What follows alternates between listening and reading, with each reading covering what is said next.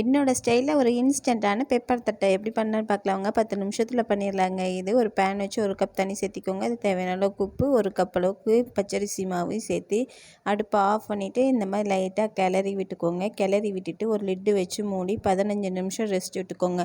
15 நிமிஷம் கழித்து நல்லா கையை வச்சு அழுத்தி பிசைஞ்சிங்கன்னா மாவு இந்த அளவுக்கு பிசைஞ்சிக்க வந்துங்க. இதில் 1 ஸ்பூன் அளவுக்கு ஊற வச்ச கடலை பருப்பு, 1 ஸ்பூன் அளவுக்கு மிளகு தட்டி சேர்த்திக்கோங்க. 1 ஸ்பூன் அளவுக்கு வேர்க்கடலையும் சேர்த்து நல்லா இந்த அளவுக்கு பிசைஞ்சிக்கோங்க. இது ஒரு குட்டி குட்டி பால்ஸாக வச்சு ஒரு ஃப்ளாட்டான கரண்டியை வச்சு இந்த பாதி அழுத்தி எடுத்திங்கன்னா அழகாக தட்டை ஷேப்புக்கு வருங்க. அடுப்பில் எண்ணெய் காய வச்சு ஒவ்வொரு தட்டையாக போட்டு மீடியம் ஹீட்டில் நல்லா 2 சைடும் திருப்பி விட்டு எடுத்திங்கன்னா நம்மளோட சூப்பரான பெப்பர் தட்டை ரெடிங்க. இது வெந்துருச்சான்றதுக்கு உங்களுக்கு இந்த அளவுக்கு சுத்தமாக பபிள்ஸ் எல்லாமே அடங்கி வருங்க. இந்த ஸ்டேஜில் எடுத்திங்கன்னா கரெக்டாக இருக்கும் உங்களுக்கு. ட்ரை பண்ணி பாருங்கள். 15 நிமிஷத்தில் செஞ்சிடலாங்க. பயங்கர டேஸ்ட்டாக இருக்கும். ரொம்ப கிறிஸ்பியாகவும் இருக்கும். கண்டிப்பாக இந்த கிருஷ்ண ஜெயந்திக்கு ட்ரை பண்ணி பாருங்கள்.